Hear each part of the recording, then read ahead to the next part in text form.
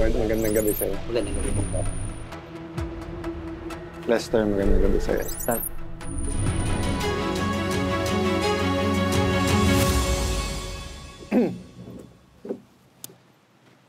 Edward, Lester, magandang gabi sa inyo. magandang gabi rin. Pamilya kayo, no? Bale, pamangkin mong buo. Pamangkin ko po mo. Oo, pareho kayong Lacson. Apo. Basically, ano gusto mong mangyari? Anong resulta natin dapat kay Lester at sa inyong tahanan? Sa akin naman po, gusto ko maayos lang yung gulo. Upang sa ganun po yung maging maayos po yung pamumuhay namin lahat o namin dalawa. Yung hindi kami nag-alilangan na magtinginan o magkasama lang po naman po kami sa isang bubong. Sa pagkaalam mo, unang beses nasaktan ni Edward si Hindi Lolo? po, yung kinapunan po, nung sinaktan niya po yan, pinagbigyan ko lang po siya. Sabi lang kasi ni Edward na wala siya sa sarili. Pero ikaw ba may suspecha ka bakit nasasaktan niya yung lolo mo? Apo. Kasi po, yung lolo ko po kasi talagang inaway din po kasi siya. Pero dapat di niya rin po talaga gawin yun kasi po Patulan. tatay niya po yun eh. So, kung si Edward gusto lang na mawalan ng gulo, ikaw anong gusto mong kalabasan ng ating usapan? Mangingi na lang po siya ng sorry sa lolo ko na maayos. Mag-umpisa tayo ng mabuti, ha? Edward, I want to honor you, to thank you na gusto mo maayos. Kasi mas matanda ka, tatay mo yon, apo siya, pero akala ko, ang dating mo kagad. Huwag ka makialam dito, Lester, tatay ko yon, pero yung sabi mo gusto maayos. Pag hindi mo inumpisahan sa may problema ka, hindi natin masusolusyonan. So, although sinasabi mo may diferensya yung tatay, inaamin mo rin na nag-blackout ka, etc. Okay. Sa'yo naman, Lester, nakikita ko both yung tapang, yung pagkabata, pagmamahal mo sa lolo mo. So, nakikita ko na hindi mo tatanggapin ang sorrying, ika nga na sorrying hindi totoo. Kung magsosorry, yung totoong sorry, di ba? Apo. Hindi yung para lang sa camera o para magkabati kayo. Ako naniniwala, dinala kayo dito, hindi lang dahil kay lolo or kay tatay. Dinala din kayo dito dahil gusto ng Panginoon i-review nyo ano ba ending ng buhay nyo. Di ba? Kasi kung kulong na, gulo, inom, hindi to maliit na bagay kasi abuso pagka sa tatay sa matanda. Di ba?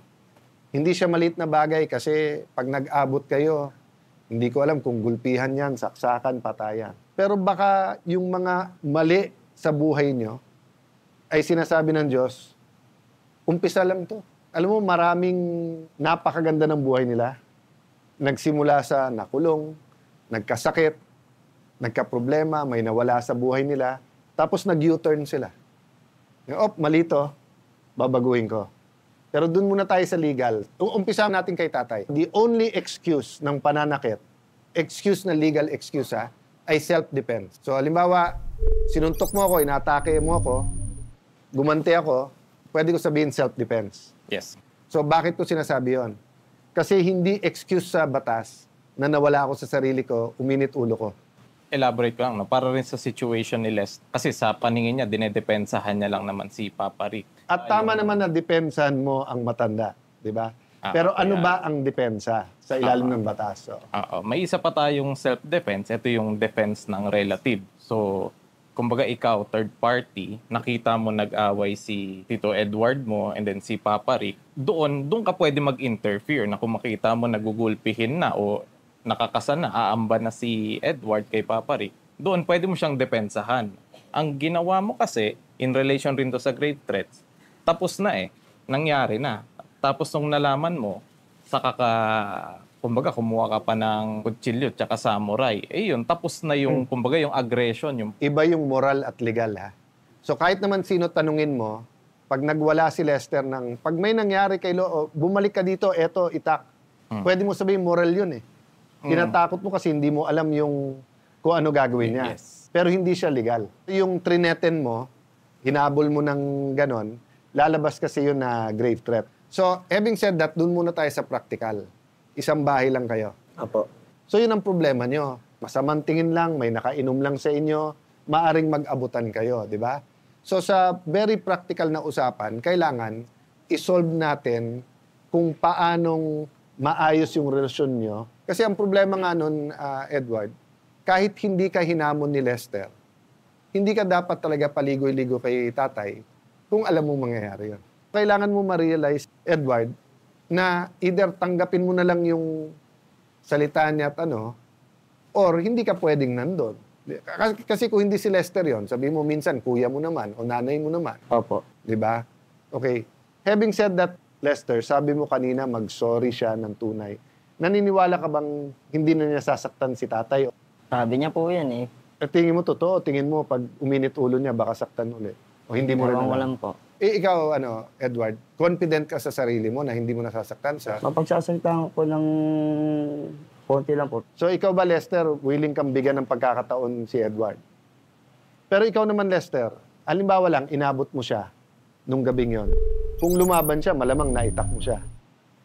Kung naitak mo siya o nasamuray mo, malamang wala ka dito ngayon. Malamang nakakulong ka. So ayokong mangyari sa iyo yun. Nakatapos ka ba? Ano lang po, grade 6. Sa TESDA, wala kang hilig? Anong hilig mo? Technician po. Mga speaker. Electronics. Kung pag-aaralin kita sa TESDA, let's say 6 months, may allowance. Kaya mong walang inom? Opo. Kasi kung kaya mo yung magkamayan tayong tatlo, subok lang. Kasi ako naniniwalang may mga taong, kumbaga naligaw, so kailangan mo lang ng tutulong. So, anong masasabi ni Edward ngayon para bigyan mo siya ng pagkakataon? Hingi po siyang tawad. Kay tatay? Opo. So, ikaw ng tatay mo naman yun eh. Opo. So, willing ka naman mag-sorry sa tatay mo. Nag-sorry na po ako yung pagka-balik po namin. Iyakap ko yung papa ko, sabay umiyak po ako. Nabi ko na, pasensya na, nagawa ko lang dahil nabigla ako. So, kailangan mo i-expect yung unexpected. Ibig sabihin, may code ka na sa sarili mo. Kahit pag nainis ka na, ganunin mo kamay mo, lumabas ka na ng kwarto. Kasi kung hindi, tao ka din lang eh. So, pero yung nga sabi ko, sa batas ng tao at sa batas ni Lester, walang dahilan pag hindi sinaktan mo si tatay. Di ba? Ang dating pa rin sa kanya, ikaw naman ang bata, ikaw naman ang nakakapag-isip ng mabuti, huwag mong gagalawin, di ba? So, ikaw naman, anong gusto mong sabihin o gusto mong marinig kay Lester? Gusto ko rin siyang mangingi ng sorry sa akin, gawa ng yung ginawa niya sa gamit ko, pinagbabasag niya. Para maging maayos lang, namin, pamumuhay namin dalawa o pamumuhay namin sa buong, bahay. Kaya mo ba yun, Lester? Sige, kausapin mo si... Edward, pasensya ka na. Sa nagawa ko sa mga gamit mo, tsaka sa pagbabanta ko sa'yo. Sobrang galit ka lang talaga yun. Sa akin, wala namang problema yun. Ang gusto ko maging maayos tayo dahil gawa ng isang pamilya na tayo. Pasensya ka na rin sa nagawa ko sa'yo.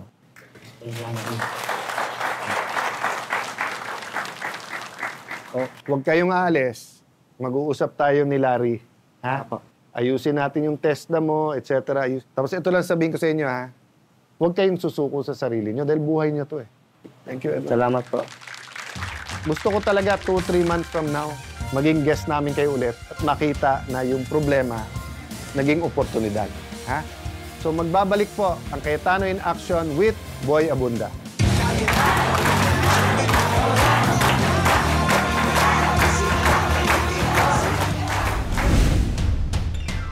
Bagamat hindi mo na tinanggap ni na Edward at Lester ang mga oportunidad na inalok sa kanila ng Cayetano in Action with Boy Abunda, isang mahalagang tagumpay pa rin ang kanilang pagkakaayos bilang magtiyuhin. Pag-desisyon ako po, ma'am, na hindi ko pa muna magagampanan yung binigay sa aking opportunity na maging speaker. Gawa nga po ng hindi ko pa po kaya magsalita ng utal dahil wala po kung gano'ng kakayanan pa. Pasensya na po kayo. Magtitinda lang po na muna ako ng kung ano pa yung matitinda dito para may pang-kain sa pang-araw-araw. Salamat po. Napag-desisyon ko na po na hindi na po muna mag-TESDA. Kasi po, mag-aalaga po ng anak ko eh. Kailangan po pasikasuhin yun. Kaya hindi na po muna mag-alis. Sa halip na pilitin ang mga hakbang na hindi pa nila handang tahakin, pinili ng programa na igalang ang kanilang desisyon at tumulong sa mga agarang pangangailangan at naghatid ng mga diaper at gatas para sa anak ni Lester.